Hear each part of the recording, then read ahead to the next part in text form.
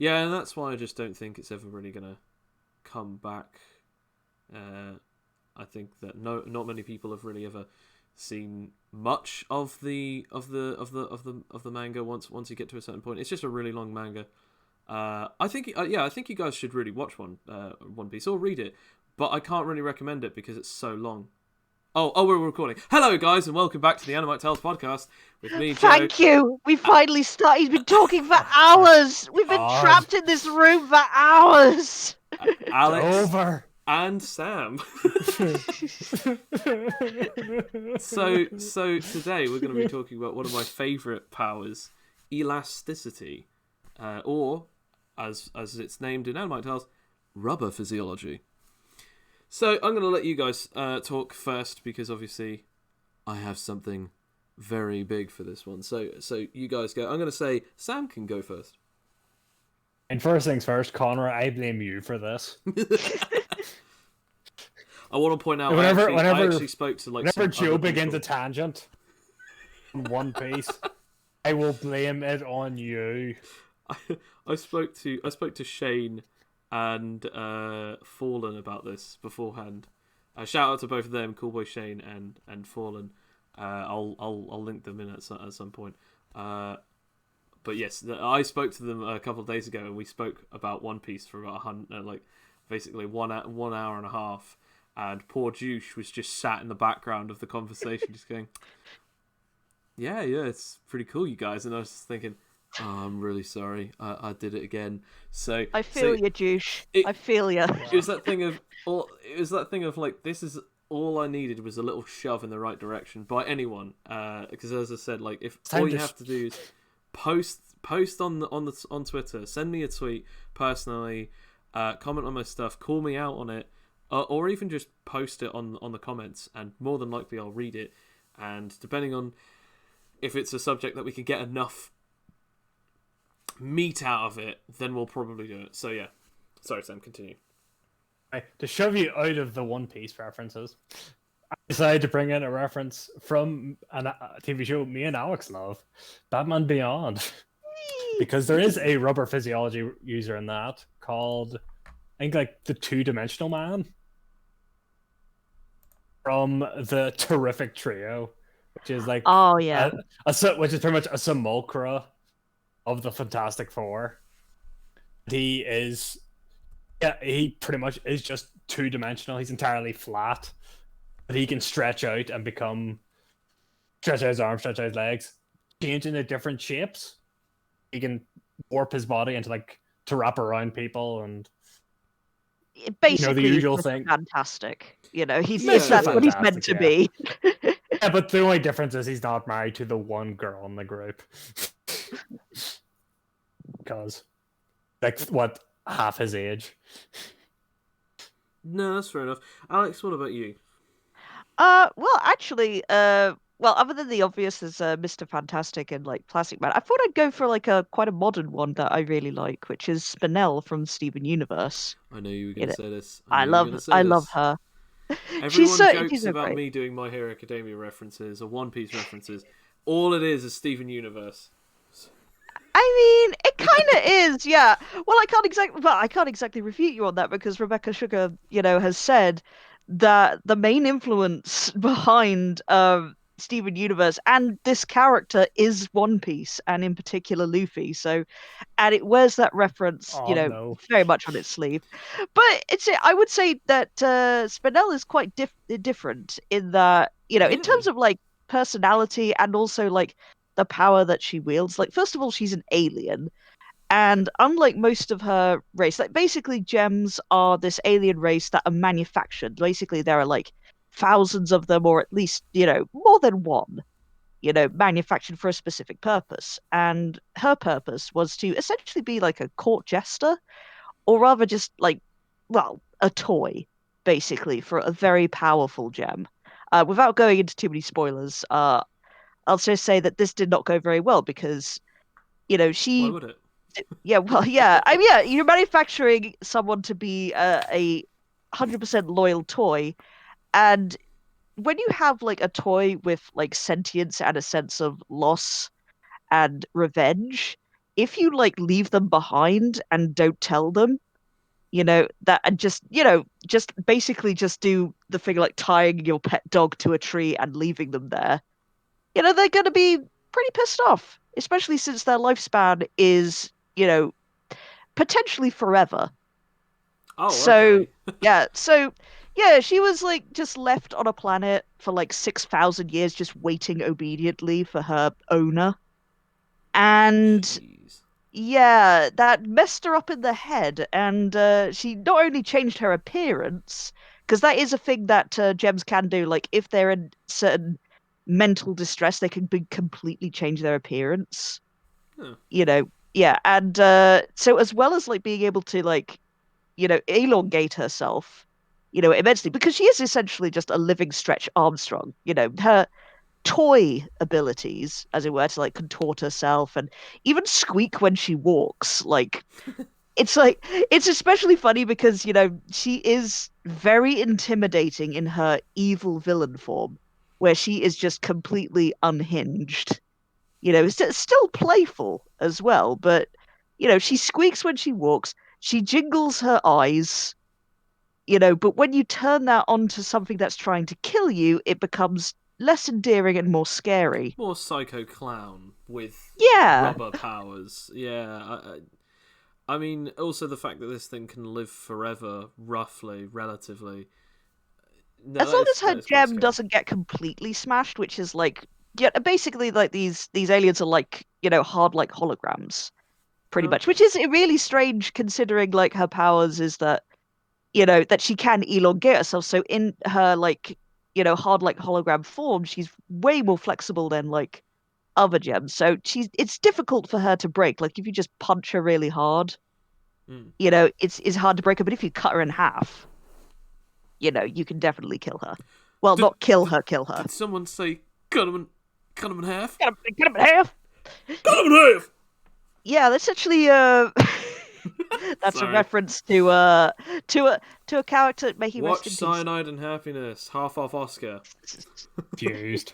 I played as Yeah. that character in one of my games. I play You know that what's was you know what's funny? We all hated him at the time because it was sort of like the meme character, but I kind of miss him a little bit. Maybe, I shouldn't I have been don't. killed. I love the guy who I love the guy who voice acted him because he was brilliant in that entire episode. But yeah, no, I made him as like one of my characters that I played as in one of my brother's campaigns, where I could just cut things in half. That was my power. Just cut them in half. Um, okay, so you say Spinel and again, sorry, what was the name? I never caught the name from Batman Beyond. The one that you said, I think Sam. he was 2D man. Oh, okay. Come on. Well, Emerald. obviously there's Elongated Man, Mr.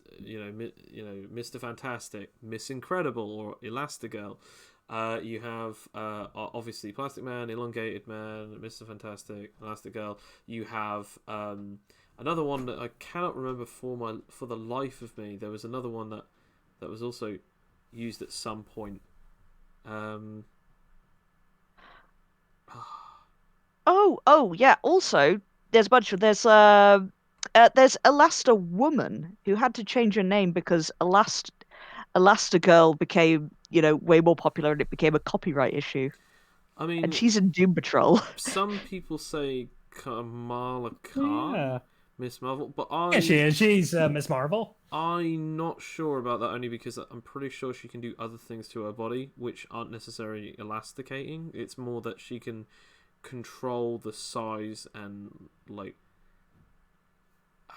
well, I mean, well, we're mentioning her now, so again, it's up to the audience as to whether or not that really counts. But I would say not, only because I feel like her powers are elastic, at best malleable physiology, with sort of kind of like rubber physiology, but with a couple of other like self biomass manipulation, where she can control factors of her body, like harden her skin. I think she has some kind of like healing factor, but she has to concentrate on it. I think I'm not 100% knowledgeable on Miss Marvel. But yes, the the main one that I wanted to talk about, Monkey D. Luffy from One Piece.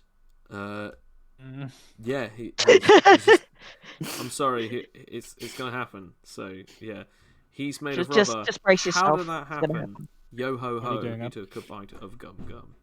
Literally, like, and this is actually gonna go into something that you said, Sam, earlier, which was how exactly people get their powers. Luffy eats his. Basically, Luffy's I think 5 or 6 years old, and there's these pirates that come back to his town, and they have this chest, and Luffy opens it, and he sees a fruit inside. He picks the fruit up, and he eats it, and he then gets the powers of being a rubber man. Now, in this world, they state it as such. They're called deviled or cursed fruits, and the way that it works is when you get them, you are then cursed forever by like either the sea itself, or that when you eat it, you get like sort of a devil inside of you. I don't really know that kind of is more like a sort of a mysticism mystery sort of thing. But the truth is, whenever you eat this fruit, you lose the ability to swim, and if you touch this stuff called sea prism stone, it saps away your strength and it nullifies you. Monkey D. Luffy is a character who has the ability to be rubber, and so therefore, because of that, he can stretch. He's immune to physical shock, meaning that like if someone tries to hit him, punch him, throw him out a window, as long as he's landing on solid objects that aren't sharp or lacerating or hot, he's pretty much fine. Now, the main weaknesses that we've seen is elemental damage pretty much hurts him. Fire, light, plasma. Cold is one of his biggest weaknesses, because when his body is cold, he in one area there's a moment where like it's quite cold and he finds it difficult to stretch, so he needs to warm himself up. And there are a few other bits and pieces, including obviously water. But one of the best abilities that he actually has is complete and total immunity to electricity and lightning. Because in the series, there is a moment where there's a guy who can turn into electricity. And these kind of powers, he's got elemental mimicry. And Luffy's had to go up against people who can turn into sand and smoke. And his brother has a power to allow him to turn into fire. And it's like, you can't touch these people, because they just become their element that they can turn into. And there's this guy, he's untouchable, he's made of lightning, he can be super fast, he can move at the speed of lightning, which is like a third of the speed of light, which doesn't sound that fast, but it's insane. But he hits Luffy, and it does nothing. Like this a lightning bolt that just can like evaporate most things, and it does nothing to him. And Luffy punches him, and he's like super shocked that he can be hurt by him and touched by him, but he can't hurt him. Because this is the first thing that he's ever actually noticed that anyone's ever been able to hurt or touch him. So again, kind of an interesting one. He comes up with a bundle of different ways that he does it. For instance, like he comes up with like an ability to speed up his metabolism. He inflates his he bites so thick into his skin that he can actually bite into his bones and inflate his bones. So he's got like giant limbs. He inflates his muscles at one point, so he's got like extra physical strength, and there's a ton of different ways that he does things. And one of them is like he like spins, like he rotates his arm a bundle of times, winding it up so that when he like throws a punch, it's like it spins like a rifle shot. There's a ton of different ones where like he puts his fingers in a mesh, pulls them back, and they become like a net, so he can like catch a bundle of fish. There's all sorts of different abilities that he does.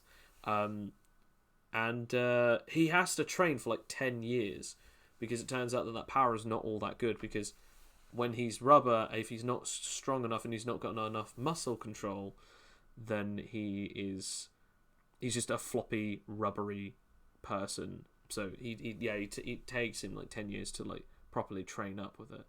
But yeah, enough about that specifically. So yeah, so the board is set. We now have all of the different places and locations as to how it was.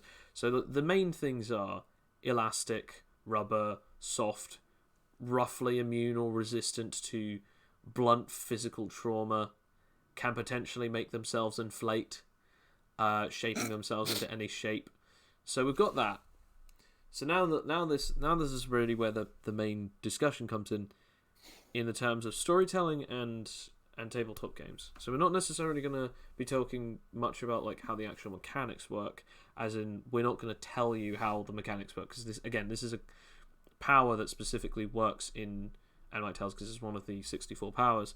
But what we are gonna do is we are going to talk about how exactly the power could be used without necessarily saying how it would work mechanically, in the terms of like what dice rolls it would do, what it would require, anything like that. But we're actually just going to say about sort of the lore stuff, how it implements into the story, how it could be changed, anything like that. So the obvious one is I think one of the best ones is obviously, being resistant or immune to electricity. Now that's obviously only if the person is actually rubber, rather than just they are still a human person with the same normal physiology. It's just that they can control their stretchiness. But I don't know. Like, what do you guys think? Actually, there is one thing that's kind of like, sort of like a question that I've had about rubber physiology people. Okay. Like, it's stretchiness, right? Like when you stretch something, that you still have like a limitation to that because, eventually the stretching stops. You run out of things and you snap. Yeah. You just run out of matter. Like, it makes me wonder because a lot of these stretchy characters, don't think about it, they're usually very thin anyway and very sort of like little. What I think is like what would be interesting for a story for once to actually like work with the fact that they're actually very small. It's like they can stretch, but they like get thinner and thinner, and it's like they have like possibly a problem with snapping or just like you know just having it so that's like, yeah, I cannot stretch anymore. It's like no unlimited stretching. So So it's saying, just like oh, certain yeah, other powers, it's more the limitation of their body rather than a power. In other words, if this power was to be given to someone else of a larger physical mass, not even necessarily fat or muscle, it's just they are exactly. a larger object in general, like they're just taller or wider because of the way that they're built. Or even just down to their age, like just a full adult person rather than just like a kid who's like no older than like 10 or 12. You have like this difference of like size proportion. Um, Exactly. And it's like there's more of you to go around. And that would be sort of like an interesting story aspects. Like you kind of like you're on like a special diet to make sure that you have a lot of mass on your body. Like you're sort of like, look, if you use your powers and you get too skinny, like you have like a serious malnourishment, then this will kill you. Okay, you will actually snap your body and your bones like a regular human. You would just like, so you'd have to have an obligation to like make sure that you're fat almost, or at least incredibly bulky. And that would just, I feel that that would be kind of addressing my pet peeve of like this seemingly unlimited stretching that even Spinel kind of has this as well. It seems to be like she does like get thinner as she stretches, but it seems to be like it's very cartoony in nature. So it's like, yeah, you ah, hand wave it away, but So they do actually address this at one point with Luffy. They don't necessarily state aha, how long he can stretch, but there is a moment that like they're sailing away and there is quite a distance, and he like stretches his arm over to grab someone, and they're on land, and he's got like at least like a good distance. Like I could never gauge it only because they never explain how far it is, and you don't get a good enough look at it. But it could be easily like 30 to 50 meters. But in one of the arcs, there is a moment that he does stretch himself by like wrapping his stretchy arms around him and around him, around, until eventually, like, there's a moment that you can actually hear, like, tearing and ripping, and it's this thing of like, oh, if you don't stop, you'll rip off your arms. And again, like I'm not going to spoil what happens, but yeah, we at least find out that okay, so there is a limit as to how much you can stretch. Not that it seems that limiting, because again, as I said before, he can stretch himself into incredibly large objects and massive lengths. So the limiting factors to his powers don't seem that limiting, but there is a limit. Kind of like if you were to say, oh, my maximum limit would be like 100 meters stretching. And you're thinking, yeah, but you only ever need to stretch up to like 10 or 20 meters, ever. And it's like, yeah, but at least there's a limit. Also, another thing about elasticity powers that I think would be kind of cool as well is, well, again, it's more like if you're actually made of rubber or like your body sort of replicates rubber. There's a point where rubber kind of ages and becomes brittle. Like that could be a massive storytelling That downside is where you true, but literally, would it? yeah. Here's the question. That is true, but does your body have the shelf life of rubber, or does your rubber or do your powers actually have it that your body is the same shelf life as a normal human, and so does your powers? But eventually, when you get to a certain point, instead of like looking really elderly, your actual skin is tightening up, and it's that thing of Oh, like, oh yeah, like if you like cut yourself, it opens up really quickly because again, like either that or it's it's just harder to stretch or boing. something. Yeah, That would be scary on both sides. Like on if you either did have like the levels. regular, yeah, if you had like the regular, shelf life rub, you've got like at least about, oh God, I think it's like 3 years tops. So it's like a horrible terminal disease at that point. Or, when you get older as well, it's like, oh, you're getting older. This happens, but it's like, okay, your skin is like the opposite of what aging human skin does. We don't know what to do here.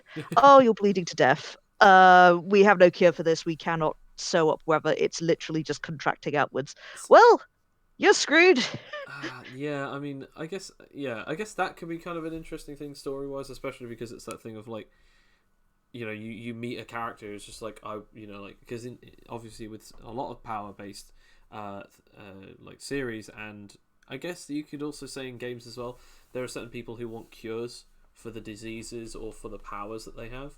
So that having it that like, oh, well, I can remove your powers so that you can at least live your life not in agony anymore. But yeah, it's that thing of like, you won't have a power anymore. It's like, yeah, good, take it, because this power has aged with me, and because of it, it is practically useless now. What about you, Sam? Are there any ways that you could see in a storytelling, like in game sort of storytelling aspect, or just a storytelling aspect? Uh, Usually it's to be honest, it's quite a comedic power. Ever Yes. I've seen it, because mostly because you could like hit someone over the head with a frying pan, drop something on them, and then there's just like a big indentation. It just kind of blows in their hand, pops it out. Okay. Things like that. I mostly see the comedic potential in having stretchy powers. Or, of course, the classic scene of needing to get toilet roll while in the bathroom. Stretch your arm out. Do do do do do. Do do do do do. I mean, yeah, I mean, Makes it people come are back. saying like in D&D, like the ghost hand or the spirit hand, where like you could like grab someone's wallet from like 30 feet away. Having the ability to just Oh yeah, like mage do the hand. hand crawler, the mage hand, that's it, yeah. Doing that where it's just like your hand just like walks on over on two fingers, it's like stretching all the way around, grabs a wallet and just goes all the way back. Hey guys, look what I found. The only problem is, and it does kind of create an interesting and comedic downside, is what the hell is this noodle doing on here? Why is there a big flesh like noodle on the floor? And then suddenly just, oh, there's a hand, and that's creepy. And then it just like comes back like as if it's a tape measure being retracted. What would be even funnier as well as if you tried that stuff on a vending machine and you got stuck in the vending machine. Like if you're just like, oh man, I can just get all of the loose change in the help. Oh no! Like let go of the Or candy bar. No, never. I At want this that point, bounty bar. it's a principle. worst case scenario, as they showed in Harvey Birdman, get your hand stuck in like the printers with the rolling bit with like the wee rollers. Mm. Just get oof, and they just get pulled in, and just get rolled up. I printed This was a myself. bad idea. So yeah, But of course, although or Amazon packaging yourself would actually be a good idea if as long as you have breathing holes, because you could just be My God, that would. contracted. There was actually a song. I can't remember what the song was, but my dad keeps telling me it. But the moral of the song is that there was a guy, not with rubber powers, but with a guy who mailed himself to his girlfriend as a romantic gesture. but the problem was she opened it with a kitchen knife and managed to slice him in half. That's the moral of the story. But so Did she that kill would him? be a problem. Well, yeah, that's the Well, end of the yeah. song. Oh, I assume. I just thought she sliced him. I didn't think she sliced him, like killed him, sliced him. I don't know why, but I imagine it like one of those Irish bar fight musics where it's like it's similar to the old right, the Rover, and it's like, and she sliced him open and she missed him no more. I mean, that accent, Return though. to sender. Yeah, I'm sorry. Address I'm unknown. sorry for that. I don't know. I think that's offensive. Yeah, I mean, I would feel like as if I was offending you, but I don't know. I feel like that's You're closer Northern to Irish, though. Southern Exactly. Irish. So it could be more. I'm offended for my lower brothers, my southern brothers. For those plebeians down south. Geographically, but not morally, lower brothers. I mean, yeah, they are. Yeah. We're not going to go into a race war, Sam. But okay, all right, we're We're not going back. We're not going back to the Troubles. Not anymore. Hashtag things Irish things are license. tense in Ireland right now. That's so. Let's. Hashtag United Ireland forever. Hashtag not my leprechaun. Anyway. Oh, but of course, traversal. Oh, That's a good way to use rubber. Also, because then you could just either make really long legs, or just shoot your hand up and be like, "Bam!" Grabs or it. going again by the Luffy thing. He like basically he stretches his arms and grabs an object that's obviously anchored down, and then he jumps. And as he jumps, he goes back to the location of his hands rather than the hands coming back to him. And because he does that, he then lets go and slightly pushes himself off of the object. So he launches himself like a slingshot, a human slingshot, to wherever he needs to go. Only downside of this ability is he can't always necessarily control it very well.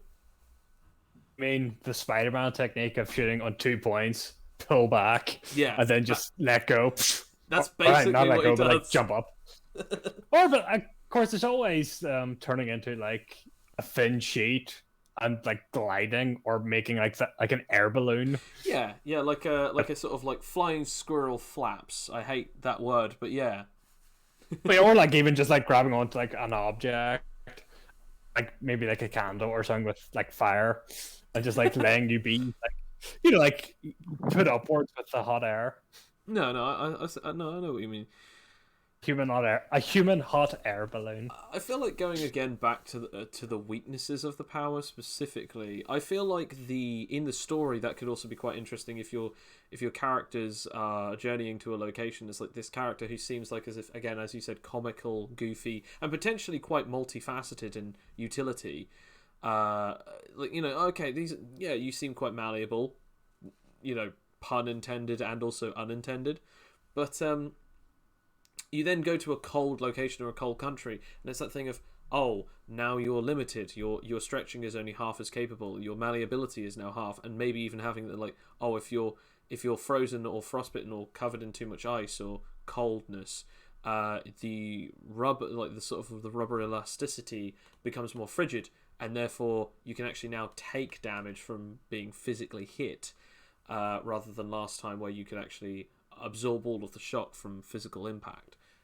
So that could be kind of an interesting thing of like, okay, in this location, this character who we've sort of relied on, or even who sort of seemed like unflappable, is now, or very flappable, is now unable to really work in the same capability in the regards. I mean, I've always said this, like, I really like the idea of an environment that puts a specific power or a user of specific abilities at risk. Like, one of my favorite things is I heard this, like, there's a story I heard amongst a few members of a campaign in D&D, and they're just like, yeah, so we went to this country and there was this town, and suddenly dead magic is all around this town, and all of us have some kind of magical power, and we're like, oh no, we can't use Mage Hand, we can't use Fireball, we can't use this, we can't use that, we can't use Prestidigitation, we can't use any magical abilities.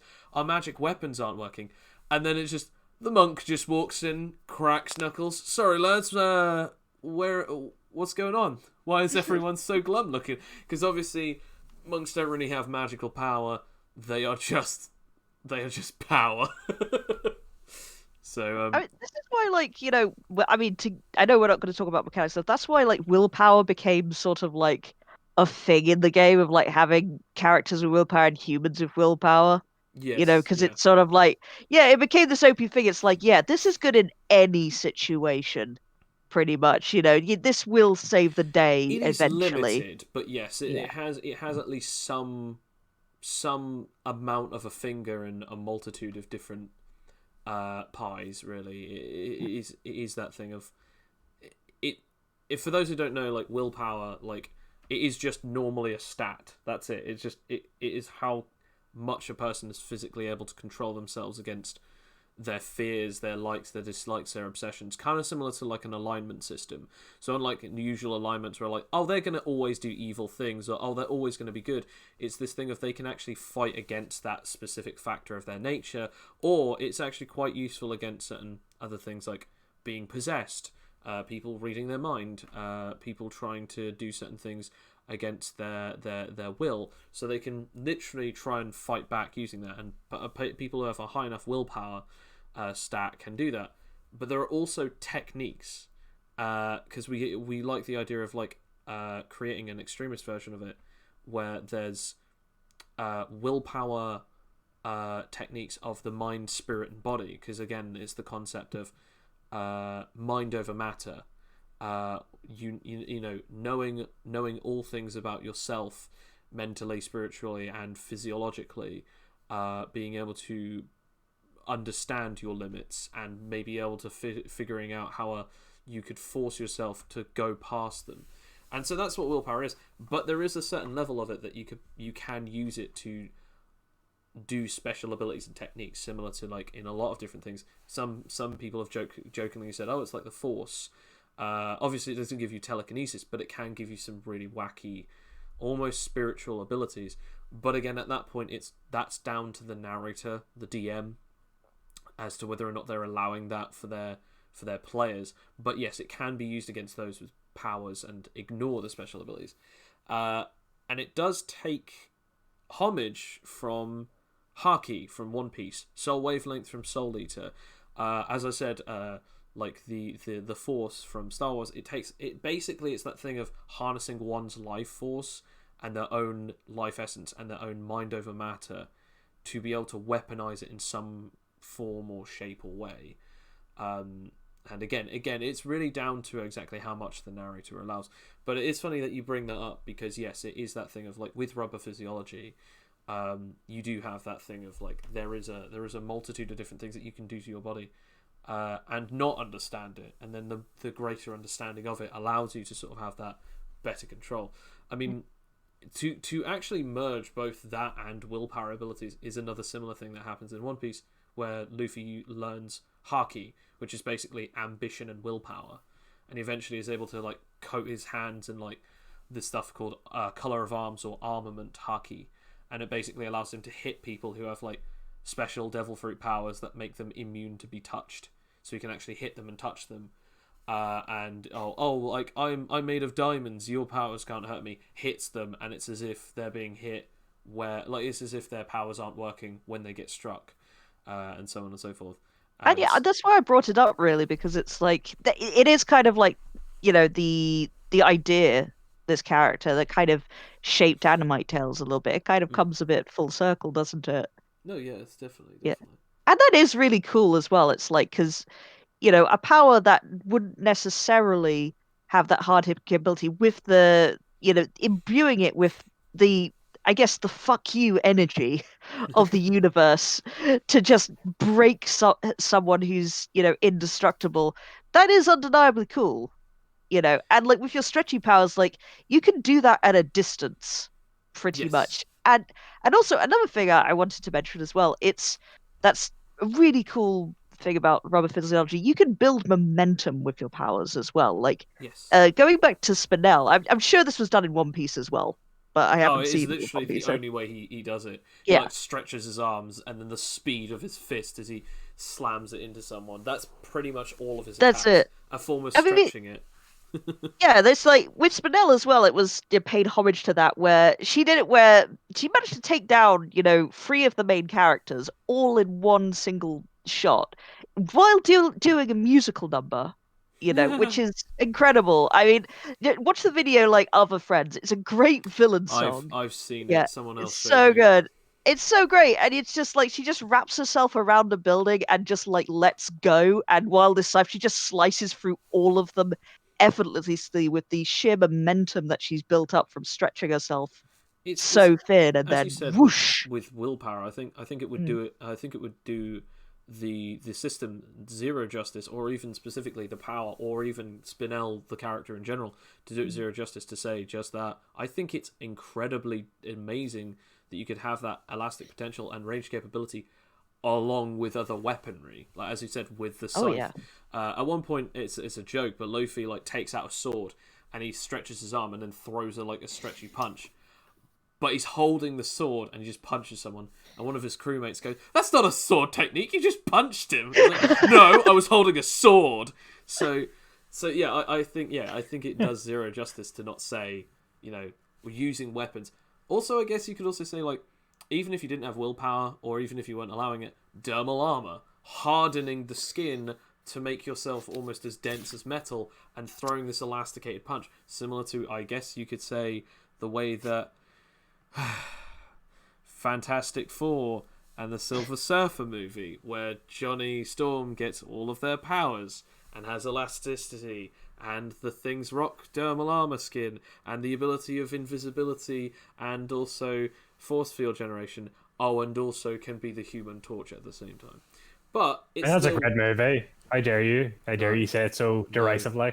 No. To be honest, I was going to bring it up. You could just make weapons out of your fists, as they have shown with Mr. Fantastic.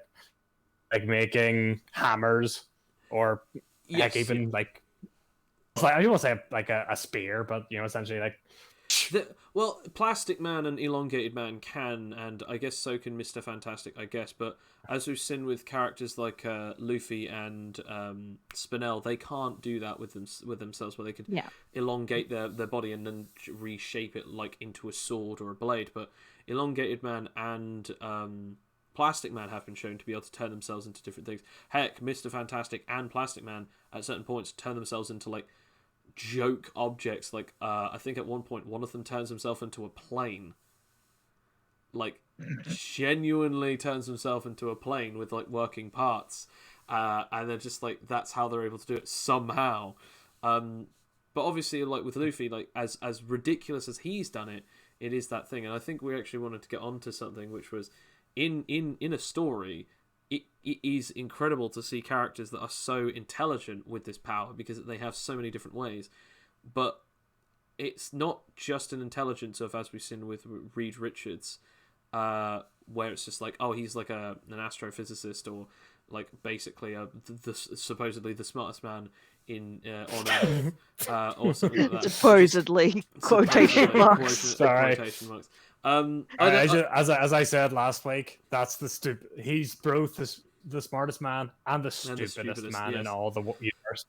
And it's that thing of like you've got that, but then you've got Plastic Man, who I don't know if he's necessarily like a massively intelligent guy. Like I know that he's quite quick thinking and quick witted. Then you've got like He's like street smart. I wouldn't say that he's like academic smart in any way, but he is one of the more intelligent characters. But kind of, I guess, wise. That would come under like he knows what's going. He knows what's going on. He knows how to read a room and how to create a situation to his advantage. Yeah, very insightful, very perceptive, and very creative.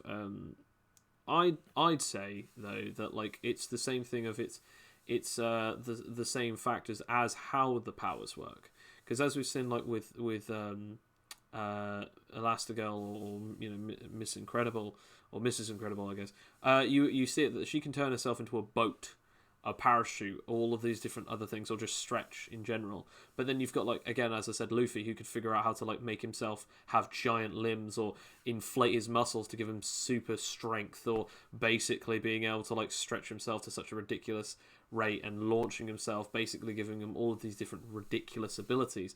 But then you've got, again, like Reed Richards and Plastic Man, who almost seemingly have almost no limitation to how they can stretch and reshape their bodies and selves. It's just based on how their powers work, and also how far they go. Like, again, back to the limitations, plus the what do you call it? Limitations. Pretty much what you're saying is the more creative or innovative the person is, the better they would be to have plastic powers. Yes, but it's less being super duper smart and more being self knowledge of what you can do. It can be smart, but I mean, I'm more talking about the fact that, again, as I said, I think the limiting factors of Luffy's powers versus Plastic Man, Elongated Man specifically, are they're more like plastics. They're more polymerized than they are actually elastic. Because although they're stretchy and able to do that, they can also harden certain parts of themselves and shape them so that they are dense. So again, like having it where like Ralph Dibny is able to sharpen his hands so that he can actually like use them as spears, or how Plastic Man and Elongated Man have been shown to be able to turn their fingers into like keys and be able to like pick locks instantly, and so on and so forth. Whereas like Luffy can't do he can't make things to be able to make parts of his body sharper or more hardened. And he's still, no matter what, always is roughly the same shape as a humanoid. It's just that he can stretch really well, and he's very capable. So I think, this is why in Animite Tales we have the difference between rubber and malleable physiology. Fair enough, malleable physiology is the last perk that you can get, is that you can evolve and mutate the power. So at that point, it's like there is almost no limit as to what you can shape yourself as. So I think in a story facet, again, it's that thing of like, oh, are you just stretchy or are you 100% malleable? I don't know. Like it's an interesting thing to think about. Like, it's actually interesting because like I thought of like a example, but I kind of ruled him out, like Ragdoll, because he's not actually rubber physiology. He's just, well, in the CW series at least, he's malleable. In the CW series, he can be condensed and flattened. It's just that the only form that he can return to is back to his original shape. He can't make himself any stretchier and elongate himself. He can't sharpen himself. But as you said, yeah, he can contort himself. I love that, by the way. I know, he's so good. the fact that they show this guy, he was a contortionist, on like it was either Britain's Got Talent or America's Got Talent, and he didn't get all the way through. But then the guys from the CW saw his performance, called him up, and went, "So we've got a role for you. How do you like the idea of using your real talents for?"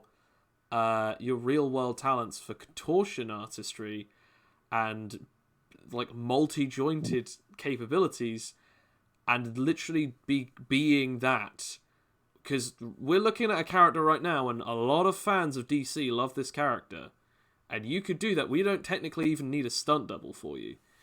And like when I saw that this guy was going to be in the CW, it's like, I know who he's going to play. I know.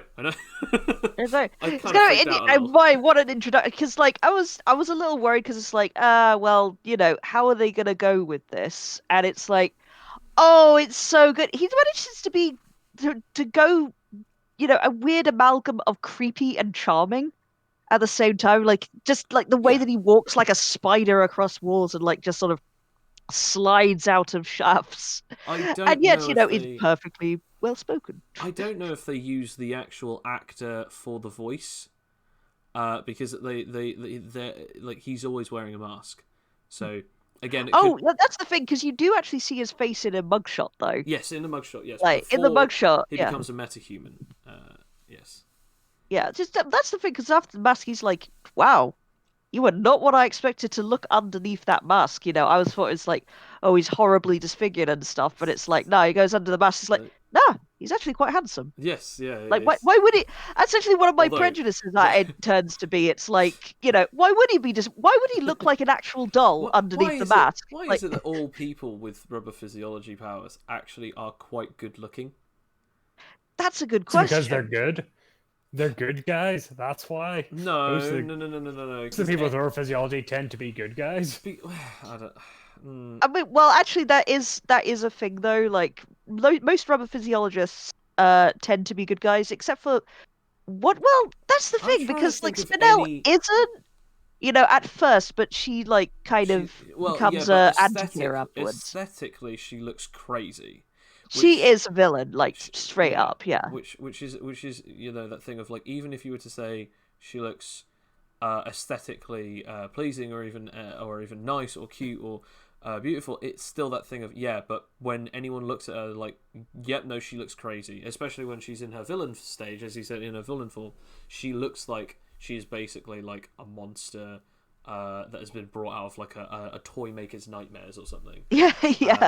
It's like, actually, one of the things I do like about Stevie is that she doesn't change that form after her redemption, which I thought was really kind of neat. It's like she could, presumably, but she's still pretty messed up in the head after what happened. Like, she's recovering, but she's still not okay, and I like that from a storytelling perspective. It's that the trauma never really went away. Like, she is getting better, and she's like in a stable, state now.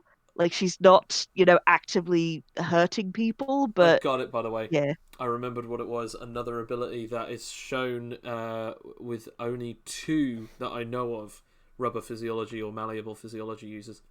The power of shapeshifting.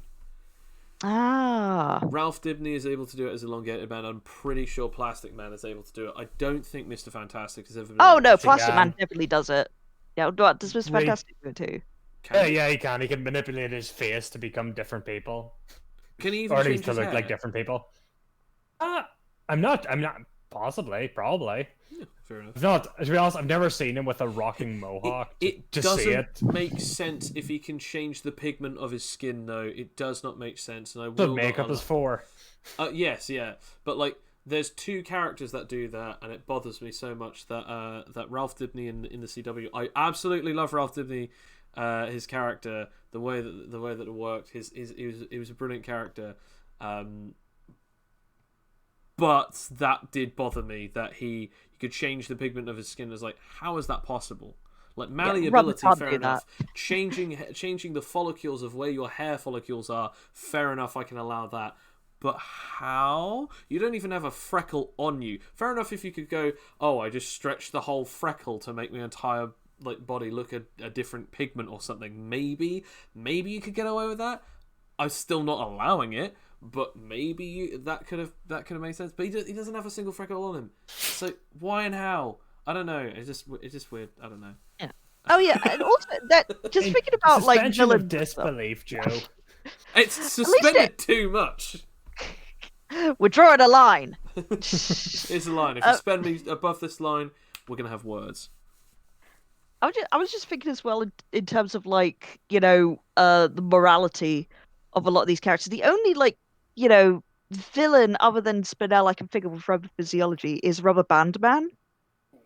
And even he like, got redeemed towards the end. Sorry about spoilers for Static Shock, but it's like he went through many iterations. I didn't even Like, he know started it off was as from Static Shock. I don't remember any villain from Static Shock.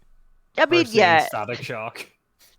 I mean, most of like the villains from Static Shock are like from the DC universe in general, but this is like, no offense to him, but Static Shock is just a much cooler, more interesting Black Lightning.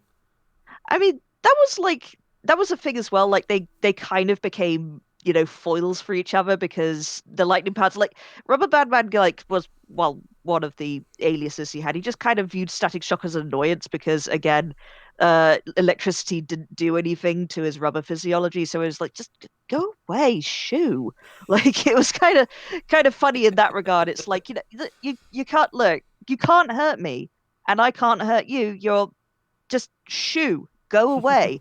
And but then they ended up becoming like friends anyhow because he wasn't actually a bad dude. He just sort of got these powers, and also, yeah, a subplot was that he struggled with dyslexia as well, so he couldn't really get a job in anything traditional. So he kind of just fell into villainy, and then did some time, and then became a good guy for a bit, and just sort of stuck with it, and then became friends. So it's like, I don't know, maybe it's just like a play on how the fact that you can literally bounce back in rubber. Like maybe that's the connection that people make. It's like even if they are going off the rails and evil, they bounce back into being good again, or like Yeah. recover incredibly. Like it's also like with Spinel as well. Like her entire arc is done in a single movie, which takes place over like a day. Like her recovery is quick. I mean, if we're going back to it as well, we actually do see a lot of the same kind of thing with Luffy, where they state that, like, he's always bouncing back. Like, they never state that. They never use those words, but it does always look like that. He's always bouncing back from almost anything.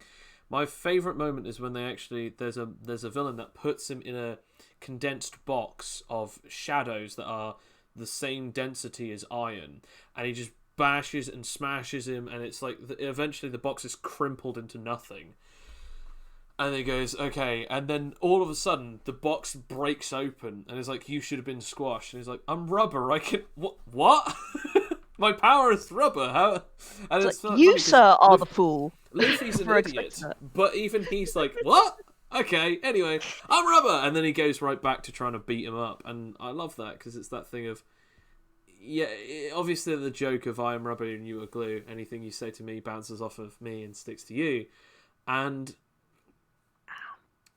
it's funny, but it's almost true with a lot of situations with fights. It's unless if you can actually hurt them to a good enough degree, they're never really going to stop. And I think that could also be used in a storytelling settlement, where it's just like, you as a character are the jokey one, the funny one, the one that bounces back from everything, the one that can't really easily be hurt or damaged by this. And I think, yeah, like that's kind of an interesting trope. Like we never really touched on that with like stereotypes, so maybe we'll have a segment in the podcast where we actually talk about stereotypes of this power. We kind of already talked about all of the ones with this one, because we said, like, oh, the stereotype at the moment is either people who are very intelligent, creative, or, as you said, Alex, bounce back easily. But are there any other things that you guys would like to say before we sort of wrap this one up? I guess it's sort of like, yeah, another stereotype is just the comedic elements and stuff. It's like, this is a power that does lend itself to comedy. Yes. Quite a lot, yeah. It's like, which is, that's another thing that you could like play on. You could, because I did actually try and create a character that was the opposite of that in Animite Tales, where I had rubber physiology, and it was just sort of this weird sort of rubber fetishist villain who, was just generally unpleasant. Like I tried to give off the aura that is just a genuinely just sort unpleasant of almost person. Creepy, if not actually full on creepy. Yeah, I mean, I wouldn't say there's almost about creep. Like he was literally called Creep. Like oh yes, no, he yeah, absolutely, yeah, he absolutely owned that he was, a creep and weird and just very unpleasant, and just used that to his advantage. It didn't actually really go off the way that I expected it to, but I created a superpower martial art, which is basically just cryptid mode, where I stretch myself into something really uncanny that it like gives me advantage to intimidation rolls. And yes. I remember you doing that, and I was like, "Oh, this is such a great power! It's going to be so great!" And I did that, and I was like, "Yeah!" And I rolled into a check. You succeed. Like, yes, he's very scared. Anyway, so it's like, Yeah, well, yeah, he's scared, but in like, the what? thing of, in the thing of it was this thing of like, you're like, aha, I'm gonna roll intimidation. Yeah, he's scared, but you guys are in a one-on-one death match. There's nothing else that he can do other than attempt to kill you. And then, as Alfie put out brilliantly, he's so scared that he wants to kill you faster. So thanks to Alfie, I was like, yeah. So he attacks you first. Go away! Like, oh, my hubris! My hubris! I'm scared. Please die faster. It's like, get it away! And he throws a log at me. So yeah, I mean, I guess that pretty much wraps up this episode. I hope, Sam, you didn't feel like you were being dragged through the mud too much in this one, kicking and Only screaming. slightly. Only slightly. So I'm gonna say before we go, do any of you have any ideas or recommendations for the next episode? Only one each, because then we'll see who wants what as we go along. We'll ask fans, post up a tweet midweek, and see what the people want, what the fans decide. Come up to me, Connor, and say what you want. We have a corner box. Out of the three ones that we'll say here. So for instance, like Sam, did you have an episode that you wanted to talk about, like a subject?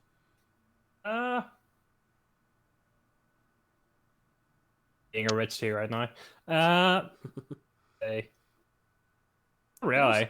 Didn't you say like power origins or power scarcity in storytelling? Oh yeah. That one. Yeah. A lore based episode, like essentially, yeah, power, pretty much like power scarcity and power abundance. Yes. The various different ways you can do that in a game setting.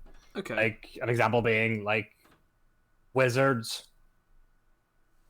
In some games, wizards are very rare, so if you just openly walk up as a wizard to like a hamlet, people either run in fear of you, or like proclaim you as almost like a deity, or at least like see you bow as before a you. commodity at the very like tamest. Or like if don't read only if there's loads of wizards, but if there's only like 5 wizards, like Lord of the Rings example, whenever Gandalf comes along, they treat him very like it's you know They treat him very favorably. It's worthy of a parade. Pretty much. Okay, so you're talking about power scarcity. What about you, Alex? Any powers or subjects on this?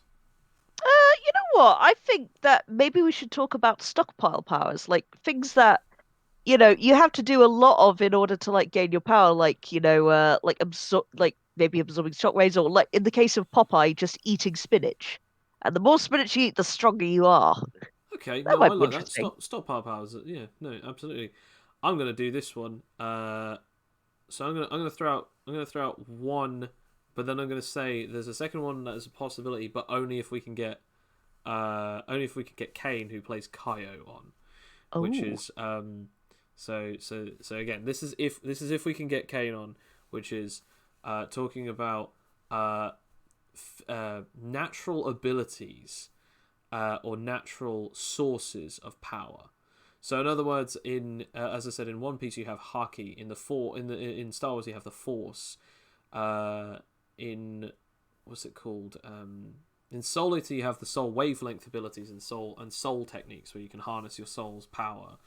But yeah, again, it's that thing of like obviously in Animite there's willpower, but it's that thing of almost anyone can learn something. Like unlike superpowers, it's like you have to be born with them, or you have to be turned into one, or you have to be given this superpower. Like it's more seen in anime, but you can actually see it in certain like universes and franchises where there's something that you can gain regardless of how powerful you are or how you're born. Like as we see with Stephen Strange, he learns magic, and they say, "Oh, you were born to learn them." But as we also find out, anyone can learn magic. They just have to have the patience and the inclination to learn it. In other words, they have to be willing to attempt to open their heart to understanding it. So yeah. Anyway, so that's if we can get Kane on. If not, I do actually have one for y'all, which I think has been a long time coming, which is Powers of Darkness. Oh. Now, You again, go full emo. I'm gonna see who I can get on for this one. So again, any of these 4, I'll post them on the old Twitter and the old post. So there'll be a description on the link below where I'll basically like put the link to the things in the poll. Hey, I might even put a poll on YouTube for the first time ever. So if you guys are actually interested in any of those 4 subjects for a podcast and want to hear us talking about them, definitely check those out. So as I said before, powers of darkness, physical and natural abilities. We have power discovery. No, not sorry, power discovery. No, sorry. What was it? Power scarcity. There we go. And finally, power scarcity Alex, and power abundance. Alex's power scarcity and power abundance. And Alex's one, which was I've immediately forgotten it now. It's stockpiling abilities. You know what's funny? I forgot about it, but that's the one that I was actually the most interested in. Even though I really love a great start. You complain, Joe, that I don't pay attention to things. No, I'm just forgetful. It's quite late at night now. What were we doing again? Oh yes, ending the episode. So if you guys enjoyed this episode, check us out on YouTube at Animite Tales or on Goa Joe, aka at Animite Tales, on Twitter. We also like to hear any of your feedback, so tweet at us or specifically tell me how great or how bad I am at this specific job. And if anyone has any particular inquiries about the game that we are developing, then you can either watch the episodes that we actually do on Animite Tales, or you can actually have a look on our Patreon. So come and help us, support us, or just chat to us on Twitter or YouTube. Thank you very much, and sign off. Bye. See you in the future. We're back, everybody. Ciao for now.